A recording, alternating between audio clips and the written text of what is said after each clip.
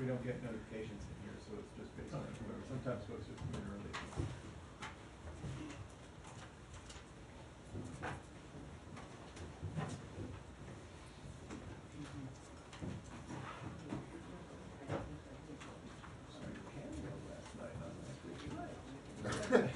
You know, I see two people have sent it to me this morning. I had a chance to. It's pretty good. Is it? Yeah. Okay.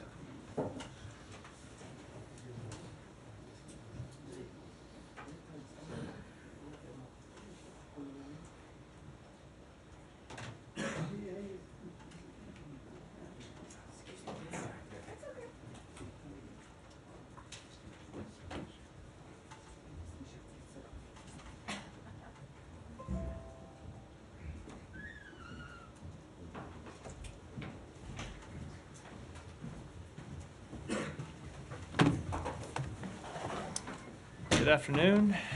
Monday. Let's start with some opening comments. We remain extremely concerned about the humanitarian situation in Gaza. As last week's incident in northern Gaza made painfully clear, people are desperate for food, for water, for medicine. Parents are facing impossible choices about how to feed their children. Many don't know where the next meal will come from or if it will come at all. The situation is simply intolerable. And that's why the United States is focused on increasing and sustaining aid in Gaza through as many channels as possible. Over the weekend, the Department of Defense and the Jordanian Royal Air Force worked together to airdrop 38,000 ready-to-eat meals into Gaza. Operating out of Jordan, this operation saw a United States contribution of 66 bundles of aid packed across 3 C-130 aircraft delivered to those in dire need. This airdrop was the first in a series the Department of Defense will be conducting, but I want to be clear about one thing. These airdrops are intended to supplement, not replace, aid through other mechanisms. We are also actively pursuing options to establish a maritime assistance corridor. We are in discussion with a number of partners about this initiative, and while it is still in the development phase, we are optimistic about its potential to supplement our air and land efforts. We continue to work to increase the amount of aid flowing through existing border crossings at Rafah and Kerem Shalom, and to press the government of Israel to open additional crossings and routes into Gaza. Even as we explore other means of delivery, it is critical that we maximize the aid flowing into Gaza over land. When it comes to distribution inside Gaza, over the past week, the ability of the UN and other humanitarian implementers to distribute assistance within Central and South Gaza has improved. While over 100 trucks a day of humanitarian assistance are now being distributed to those in need, this level is still significantly below the levels needed to meet minimum requirements to avert famine. In northern Gaza, we remain concerned at the increasing severity of the humanitarian situation. While private sector convoys have attempted to deliver assistance, and some have been successful, these efforts are not and cannot be a replacement for large-scale assistance to the north distributed by the UN. We will continue to press the government of Israel to facilitate increased deliveries to the north.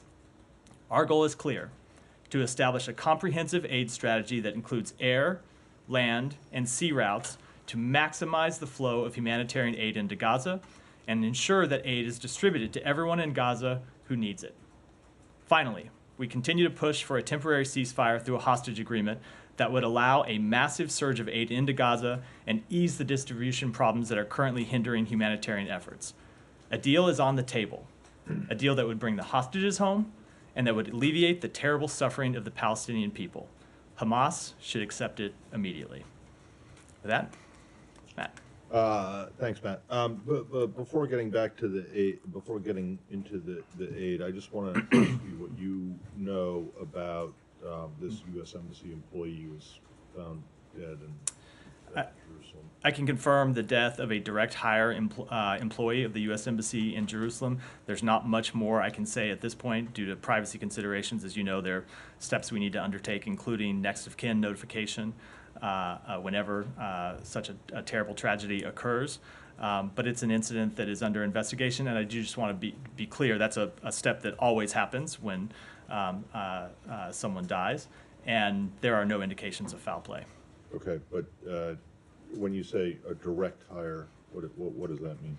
Uh, An American citizen? American citizen. And I can't say much more. I'm sure when we finish next of kin notifications, I'll be able to say more, but that's not where we are today. Okay, well, do you know what this person did? Again, due to the privacy and respect for the family, it's not something I can say today. Be happy to get into it once we've completed that process. All right, and then back to unless someone else wants to go on that, just back on the aid situation. So you know that Benny Gantz is in town and meeting with the vice president and people at the White House today and with Secretary Blinken tomorrow. How focused are these discussions going to be on the aid situation, which you just said was intolerable? So it will be at the top of the agenda. I won't speak in detail as to what the Vice President, the National Security Advisor, will discuss with the minister. I'm sure that they will provide readouts and speak to those meetings at some point. But I can tell you it is at the top of the agenda. It will be at the top of the agenda when Secretary Blinken meets with Minister Gantz tomorrow. It's something that the Secretary raised in a phone call with Ron Dermer, the Israeli Minister for Strategic Affairs, earlier today, to press that more must be done to get aid into Gaza, to ensure that the delivery of aid is sustained into Gaza, and to ensure that once aid gets into Gaza, it can be distributed to those who need it. Okay, and based on the conversation the Secretary had with former Ambassador Dermer this morning, do you have any indication that the Israelis are willing to allow more aid in, especially since you've been pushing for several weeks now on opening Erez crossing in the north into Gaza, and that has not yet happened? So I will let the Israeli government speak for themselves about decisions that they take, but we will continue to press them to allow more aid in through Rafah, through Kerem Shalom, and to open additional crossings to the north. As we've spoken about before, it's extremely difficult to get aid from southern Gaza and central Gaza into the north right now. We all saw the horrific video last week of commercial deliveries in the north to people who are incredibly desperate for food, and the way they, when they see any hope of a chance of getting food, the way they rush to get it, it's a clear sign that more needs to be done, and so that's what we're pressing the government of Israel to do. But do you have any indication that they get it and that they're accepting your? Again, I don't want to speak for them, but it's something we're continuing I'm not to asking you to speak for them. I'm asking you to tell me whether, or tell everyone here what, whether or not you think that your arguments are having an impact. It is an issue that we remain incredibly focused on. The government of Israel tells us, as they say publicly, that they want to ensure that aid gets to those who need it. But ultimately, as you've heard us say when it comes to other matters, it's the results that matter, not the intent. And right now, not enough aid is getting in, and not enough aid is getting distributed, and that needs to change. Thanks. Mary. Hi, Matt. I just want to go back a little bit to the airdrops because they have raised a lot of questions and some criticism as well. A lot of people made the point that why does Washington need to resort to a practice that it would use in battlefields or areas that are controlled by hostile forces, given that, this area is controlled by Israel? Why is the United States forced to use this practice to get aid into an area that its closest ally controlled? So a few things. Number one, we are using airdrops because not enough aid is getting in right now. That's the fundamental reason, and we want to do everything we can to get aid in through any mechanism possible. Number two, even as we airdrop food and assistance into Gaza, as I said in my opening comments, we are continuing to push for the expansion of alternative mechanisms.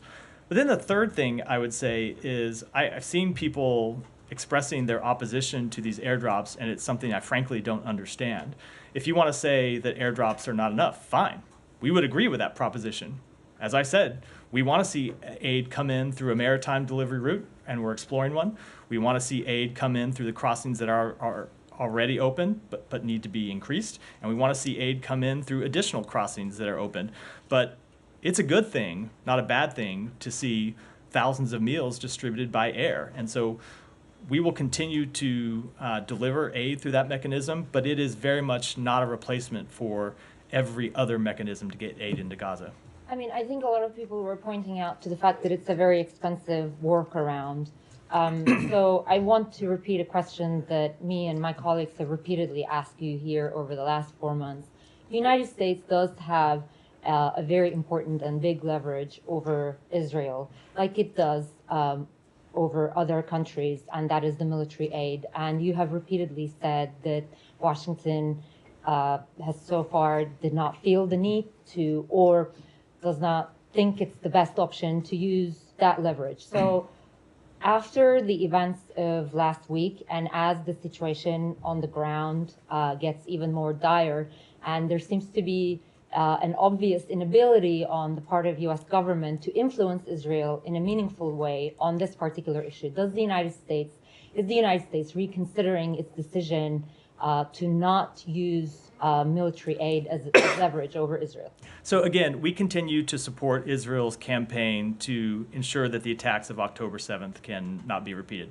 We have provided military assistance to Israel because it is consistent with that goal.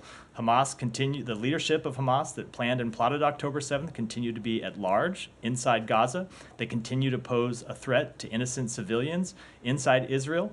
They would relaunch the attacks of October 7th tomorrow, if they had the capability to do so. So we support Israel's legitimate military campaign, consistent with their national humanitarian law, and that's why we continue to support them militarily. At the same time, we are incredibly concerned about the humanitarian situation, and that's why you've seen engagement at the highest levels of this government. And you all have heard this from me before, but it is the engagement by the president, the engagement by the secretary that ensured that Rafah was open in the first place, that ensured that Kerem Shalom was open in the first place, that hopefully is going to ensure another crossing opens in the north. And so it is through that engagement that we have gotten humanitarian assistance in. That is in no way to say that we're satisfied. We are very much not satisfied, and so we're going to build on the record that has proven somewhat successful, but very much needs to be expanded in getting more humanitarian assistance in, and we will engage directly with the Israeli government on that question. So that's a no. It's the answer I just provided. Okay, a couple of other little things on Maritime. You said this is in development phase, but so I mean, as much as you can say, there is no port in Gaza. Where is this going to be offloaded? So I can't say very much about it. It's a matter that we are exploring with commercial partners as well as other partners in the region. There are a number of different ways to do it. We're trying to find the most efficient way to get as much aid in as possible. But while we're reviewing that privately, I don't think I should talk to it in detail from here. Is there any consideration that U.S. military would be involved? We have, as you've heard the president make clear, he is not sending U.S. military to Gaza. Could I just basically follow up on Humera's question? Maybe we ask it a slightly different way. Israel, of course, is a friendly country to the United States, has a very good relationship, but they're actually warning of famine, perhaps, coming soon in Gaza. I mean, do you believe that Israel could do more to actually avert this?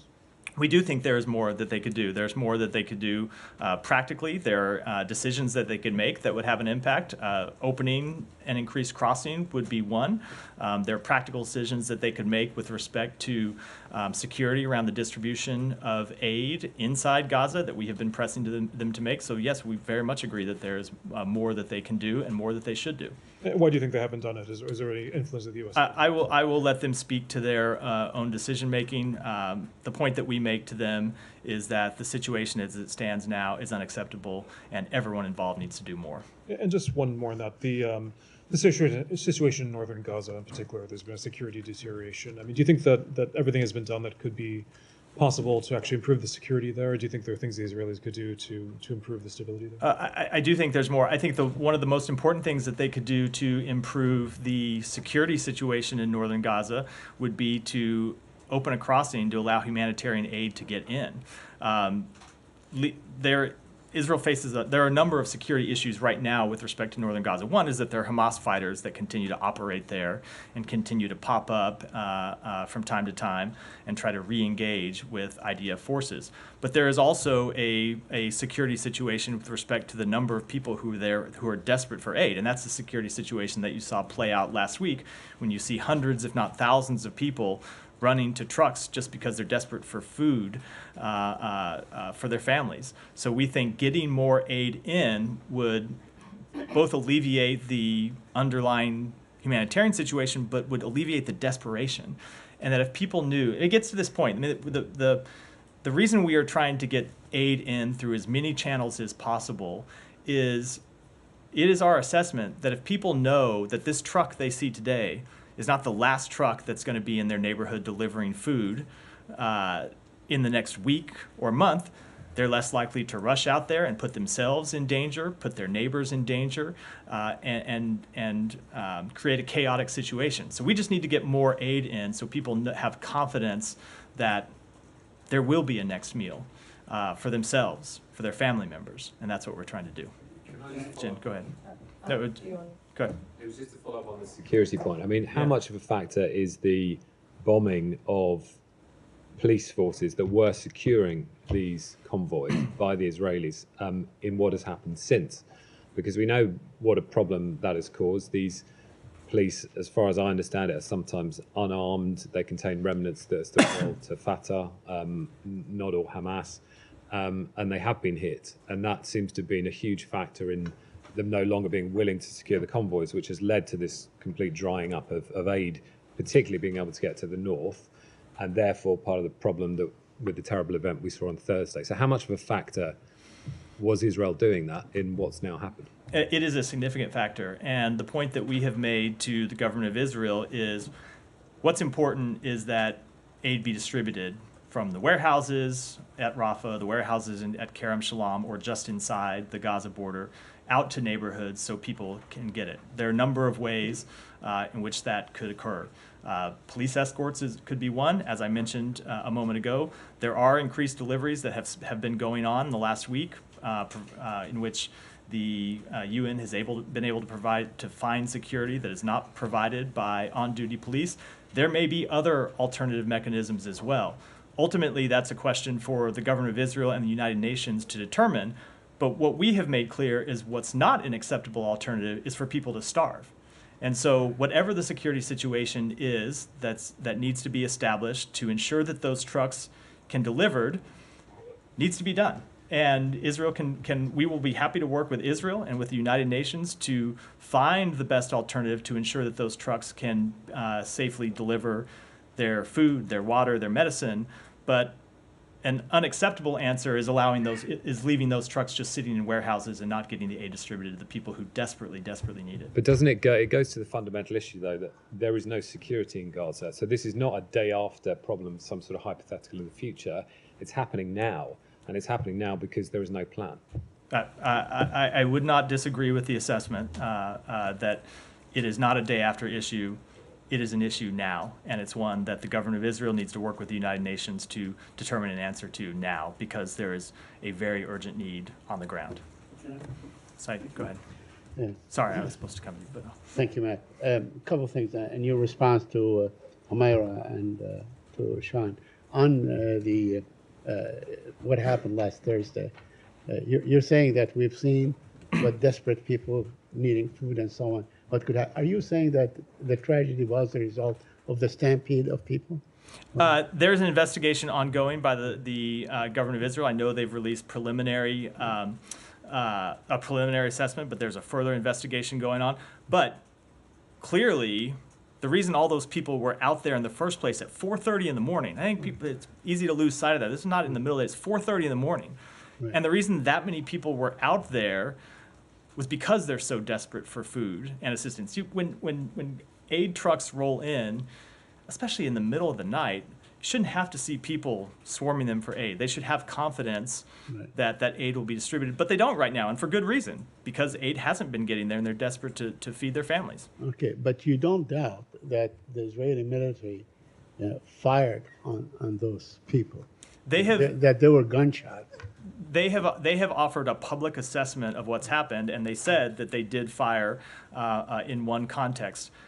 We do not have any independent confirmation of how the actual events rolled out. I know that there are differing assessments and conflicting evidence about what happened, which is why we're going to wait the outcome of the investigation. Yeah, but I mean, as wonderful as it is to send in aid by airplanes, I mean, 38,000 meals, that's like 0.0717 to each one person. I mean, that's a very small amount. The best way, obviously, is via ground. And the U.S. can't send in trucks. I don't think that the Israelis would shoot or would fire on, American-controlled trailer trucks and so on. So I think you number one are missing everything I just said, both in my opening comments please don't interrupt, because I didn't interrupt you, about the fact that these airdrops are intended to supplement, not replace. And while they are insufficient by themselves, they are still important and will provide meals to people who otherwise did not have them. So we do feel they meet a critical need, and we will continue them. But that does not change the fundamental underlying issue, which is we do need to get more aid in through land delivery and potentially through sea delivery, and that's what we're trying to accomplish. Yeah. First of all, I'm not dismissing the value of that. In fact, I asked that question last week if the U.S. would do something like this. Nor was I interrupting you. I'm just saying I realize that it's it's an effort, but it's a very small effort. There are other ways, and even by sea. I mean, I understand the U.S. military has these wonderful causeways. They can roll things in. They don't have to have a harbor and so on. But that is still inefficient. I mean, it's the United States and Egypt and so on. If there is a political decision, to ensure, I mean, to basically force Israel to allow trucks in, I believe that they will prevail. You don't think that the U.S. can prevail if it pressures Israel to allow these trucks in? We are making clear that more trucks need to come in from the senior-most levels of this government. Okay, a couple more questions. Of course, I think it was raised that there's something like 15 children that have already died of starvation in Gaza, and there seems to be maybe hundreds more in the coming days and so on. So the situation is very, very desperate. Let me ask you about UNRWA. Have you arrived at a decision on continuing aid or resuming aid to UNRWA?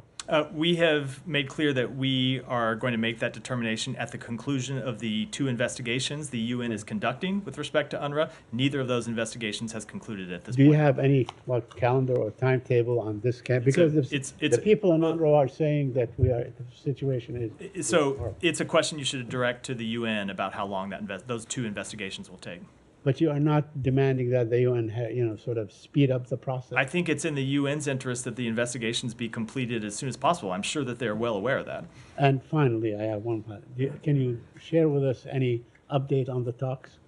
On the hostage talks? Right. No, I'm not going to read those out in detail, other than to say, as I said in my opening comments, that there is a deal on the table, and that deal would get hostages out. It would deliver a temporary ceasefire of 6 weeks, and it would allow more aid to come in, so we hope Hamas will accept the deal.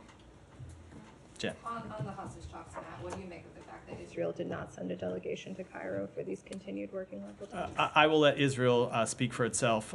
We are engaged in the ongoing talks and want them to conclude successfully. Are you concerned that this indicates that they would not, accept any Hamas counter proposals? Israel has made clear that they want a deal to secure the release of hostages. They have been engaged to try to secure a deal to release hostages and achieve a temporary ceasefire, and we'll continue to engage with them in that regard. And you spoke of the Israeli investigation into what happened last Thursday. Would the U.S. support an independent investigation? So I've heard those calls for an independent investigation. I have, as yet, have not seen who people have in mind or what body they have in mind to conduct such an independent investigation.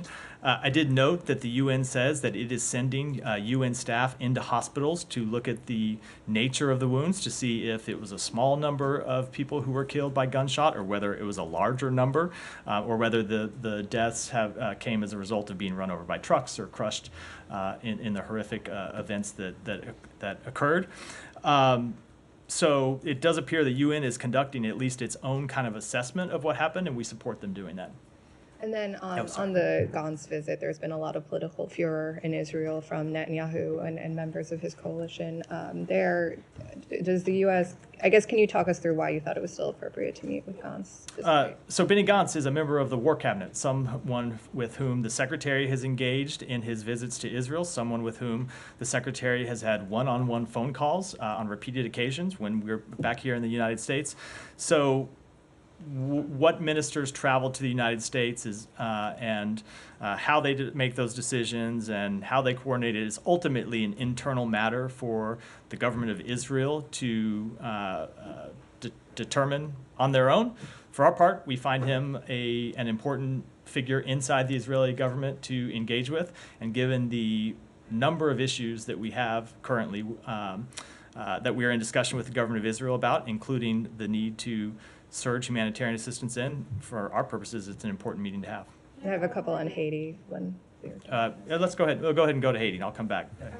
Oh, go ahead.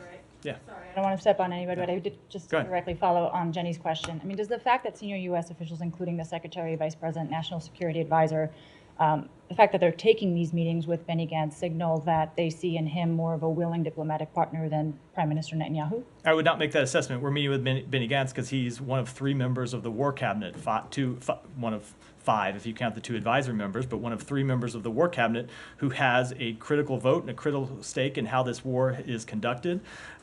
He has a critical voice in the delivery of humanitarian assistance. He's an important figure in the sitting government of Israel, and so that's why we engage with him. I mean, he's also a political rival of the sitting Prime Minister, and Prime Minister Netanyahu made clear that he disapproves of these meetings going forward. So in taking these meetings, did the U.S. consider that they might fuel political instability within the existing Israeli government? That is the various political intrigue inside Israel is ultimately a matter for the government of Israel and the political class in Israel that we take no position on. Secretary's met with Benny Gantz a number of times, met with him in the presence of the Prime Minister. He's met with him separately, just as he's met with members of the opposition and other members of the government, and we'll continue to do that because we think it's important to do so and advances the interests of the United States. 2 quick follows on the region. Yeah. One is, what can you say about Israel's willingness to make good on the requirements set forth in the National Security Memorandum set forth last month about providing written confirmation that they'll, use American military aid in accordance with humanitarian law? Absent, having already supplied that response, have they indicated that they will be able to meet that deadline and provide you a written? So it's a matter we are in conversation with the government of Israel about, as we are in conversation with other countries that receive security assistance from the United States. I don't want to get into those underlying discussions, but there is a deadline that the executive order sets out. I think it's 45 days from early February when it was established, and we will engage with every country that we provide military assistance to about the requirements set out in the executive order and how they can fulfill them. Is Israel on track to meet that deadline? Again, the deadline is clearly imposed. I don't want to speak to it before we get there. It's a matter right now we're in discussion with Israel. And I should note, I know all the questions always come with respect to Israel, but this is a matter that's not unique to Israel. It applies to every country that receives security assistance from the U.S. Last quick one on Rafah. Has the U.S. been advised as to whether there's a likely or an imminent ground operation likely to be launched into Rafah? No, we have not, and we have still not been briefed on any plan, either for a military operation or a humanitarian assistance plan that we have said is critical before a military operation takes place. And you would still expect that to happen before anything happens on the ground? It is what we have said is critical. Go ahead. The situation on the ground in Haiti Yeah. has deteriorated even further. What's the U.S. assessment of where things go from here? Our understanding is the Prime Minister is not in the country. Is the U.S. trying to facilitate his return there? And then are there any plans to evacuate the embassy at this point? So first of all, we are closely monitoring the situation and condemn efforts by gangs to further destabilize and take control of Haiti. It's our understanding that the Prime Minister is returning to the country. We think it's important that he do so and that he be allowed to do so. Many of those responsible for the uptick in violence have been designated by the United States under the Global Magnitsky Act and illicit drug sanctions programs, and by other members of the international community under their authorities. And I think the actions you've seen these gang members take over the last few days shows exactly why they have been so designated. And it also underscores the urgency of finalizing the multinational security support mission to assist the Haiti National Police in dealing with the dire security situation on the ground. With respect to the embassy remains open. We announced yesterday that the embassy has moved to limited operations with no public services available the first 3 days of this week due to the ongoing violence in Port-au-Prince. Can I just follow up the? Yeah, Janny, I swear I'll come to you. We'll Just do this first, and then. So just the tense. The Prime Minister is returning to the country. Like, is he in the process of it? I will let the Haitian government speak. Does the U.S. have any role in? Again, I'll let the Haitian government speak to the Prime Minister's travel. Go ahead, Janny. Thank you, Matt. The two questions on Russia and North Korea. The Russian President Putin warned that if the Western countries sent troops to Ukraine, nuclear war would break out. How do you think about Russia's nuclear threat? So first of all, that rhetoric, as we've seen before, is irresponsible and inappropriate for a nuclear power, and is inconsistent with the way that any nuclear power should talk about the use of such weapons in public. But we have seen no reason to change our nuclear posture. And I would just note, as I always note, as the President has made clear, we are not sending boots on the ground to Ukraine. Secondly, on North Korea, there are signs that North Korea will soon launch another reconnaissance satellite. Do you think Russia is providing satellite technology to North Korea as part of its weapons support? I just don't want to comment on that in detail. Alex, go ahead. Yeah. Rhetoric. Russia ramped up its rhetoric against Moldova, saying that the West is trying to take over the leadership of Moldova. Do you have any response to Lavrov? That's obviously not true. He also accused Armenia of going towards the West, and then he promised that they will respond to Armenia. Any reaction? So I'm not going to respond directly to that question, although it's the kind of rhetoric that we have seen the Russian government make that is destabilizing to the region, and it's why you've seen so many of Russia's neighbors be concerned about threatening rhetoric and threatening actions that the Russian government has shown over and over it is willing to take against its neighbors. And I'll leave it at that. Thank you. Do you want to weigh into a German leak story? In two contexts, actually. One is Germany says that Russia has ramped up its information war against it since last night. Secondly, whether do you think this might mean that Germany will be frozen out of intel sharing? I don't have any comment on intelligence matters at all. Go ahead. A few questions, Matt, on Iran. Today, the Director General of the IAEA delivered his officially delivered his report to the Board of Governors and made statements about the different subjects, including Iran. He didn't have anything positive to say about what Iran's been doing in the past few months. Nor will I, much to your surprise. He also expressed concern about some comments that Iranian officials have been making about their capabilities to build a bomb. This was the first time that Grossi made reference to that. Does the U.S. think that it's time to censure Iran, or at least report it directly to the UN Security Council? Because I think Reuters has reported and quoted Western officials that the E3 do have a draft for censure, but the U.S. may not be very willing to go along with it. So we are closely coordinating with our E3 allies on our approach to Iran's nuclear program, including with respect to the IAEA Board of Governors meeting. I don't have any actions to preview at this time, but we fully support the IAEA and Director General Grossi and believe that Iran must fully uphold its safeguard obligations without further delay. Your Iranian counterpart today was asked about the 2015 nuclear agreement. He said that Didn't know I had an Iranian counterpart. It's the old press briefings? Yes, they do once a week. Yeah, once a week with the thriving free press inside Iran. Very free. He was asked about the JCPOA, and he said that the diplomatic channels were still open. Have any communication been exchanged in this regard, regarding their nuclear program? So we have the ability to communicate to Iran when it is in the U.S. interest to do so, but I'm not going to characterize those communications further. Okay, one last one. Shervin Hajipur, one of who composed a song last year about the protests, and he was given an almost 4-year sentence, plus that he has to read books on women's rights in Islam and to compose an anti-U.S. song and publish it on social media. Do you have any comments? So we condemn the years-long prison sentence for Shervin Hajipur, who many around the world know for his song Baroye, which became a global anthem for the Iranian people's protests. You may remember that Secretary Blinken had that song on his 2022 Spotify playlist, and Dr. Joe Biden presented him with the first ever Grammy for Best Song for Social Change. And I think the Iranian government's actions are just another signal of their intent to crack down on freedom of expression and repress voices inside their own society whenever possible. Yeah. I know you commented on this before the election, but the election, particularly the turnout, authorities are reporting it's 41%, which would be the lowest since the Islamic Revolution. Do you have any comment either on that turnout, whether you think that turnout is accurate, but the overall historically low turnout?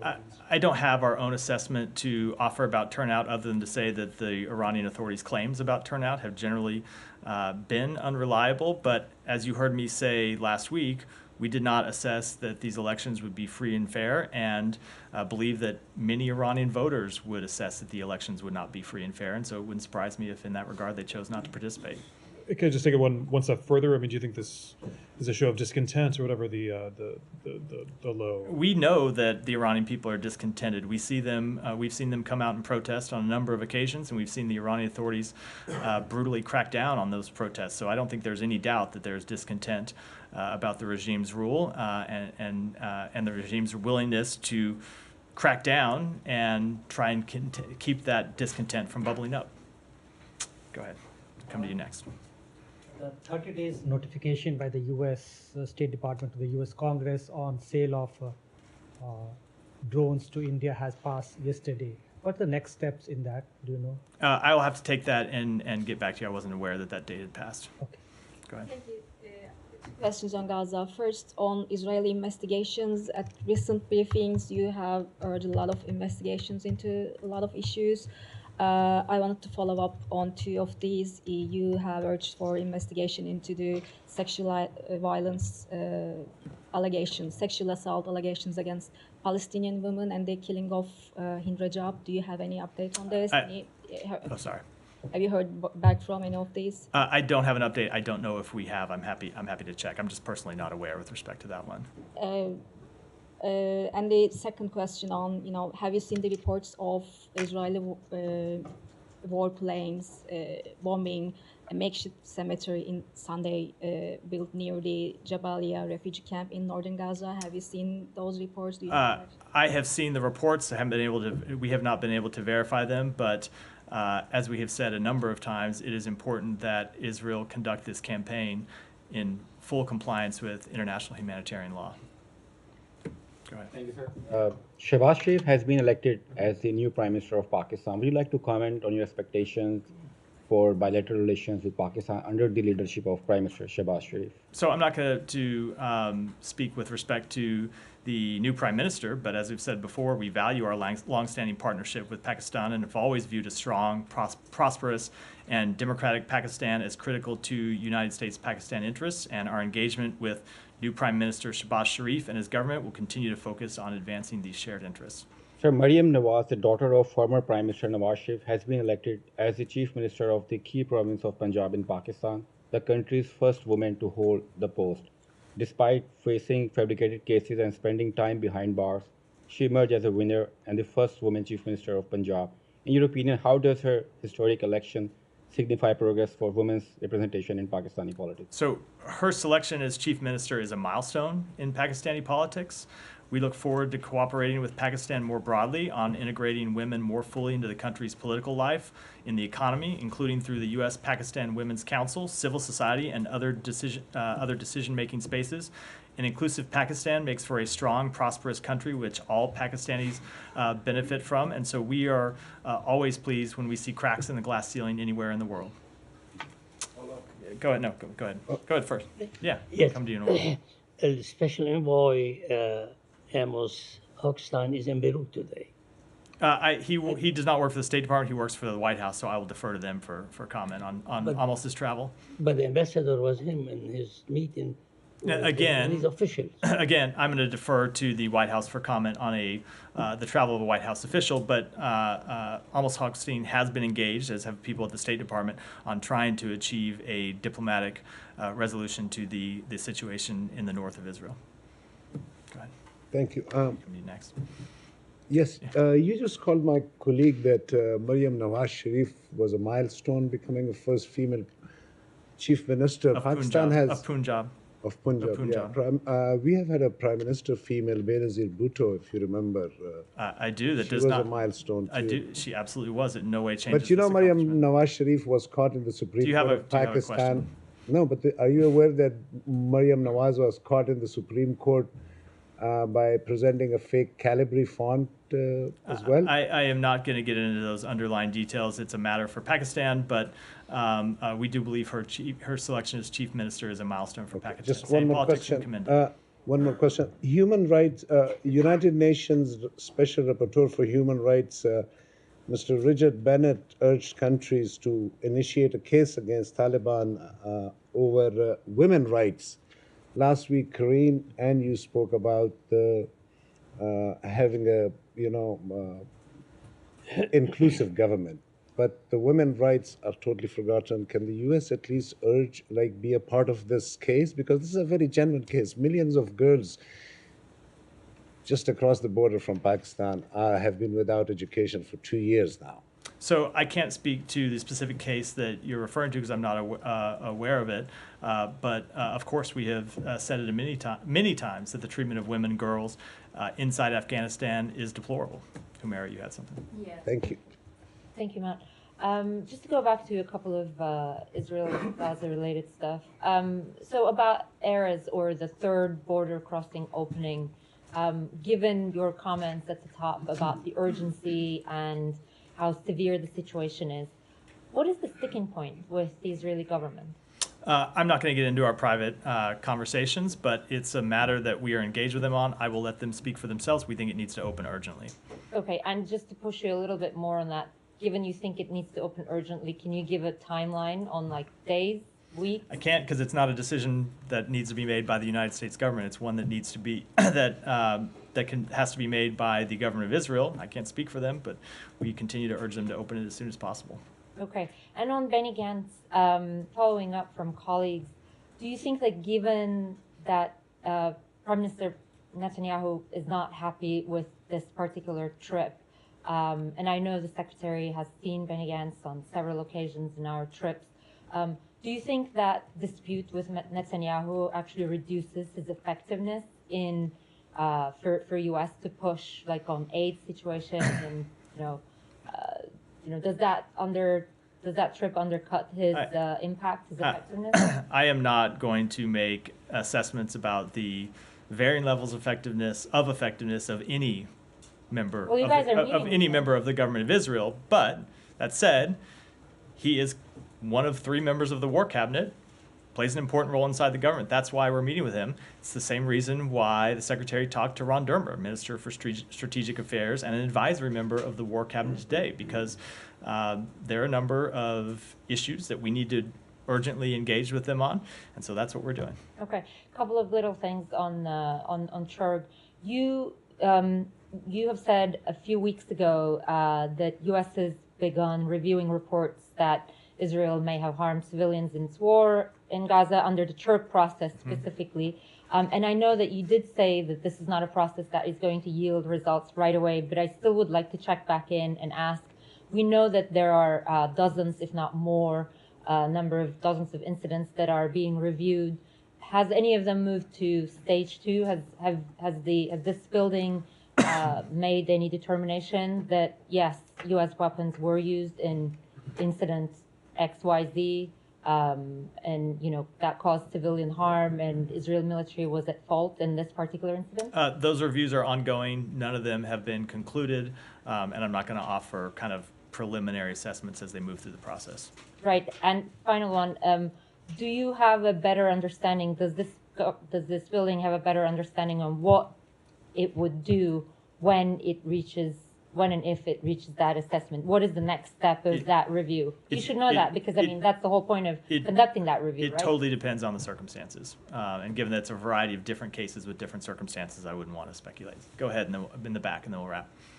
Based on recent report by United Nations, there is a significant funding gap for humanitarian aid in Afghanistan, more than $2 billion. Can you elaborate how does the United States plan to contribute to alleviating the humanitarian crisis in Afghanistan? So the United States remains committed to supporting the people of Afghanistan. One way we continue to do that is to address underlying macroeconomic issues, which will provide necessary stability for the current humanitarian response to be more effective, and will help alleviate many of the issues that fuel the humanitarian crisis we see in Afghanistan today. And we also remain the single largest provider of humanitarian assistance to Afghanistan, includes providing over $2 billion in life-saving and sustaining assistance to the Afghan people since August of 2021. With that, we're up for, go ahead, Sean. No. Just one in Zimbabwe.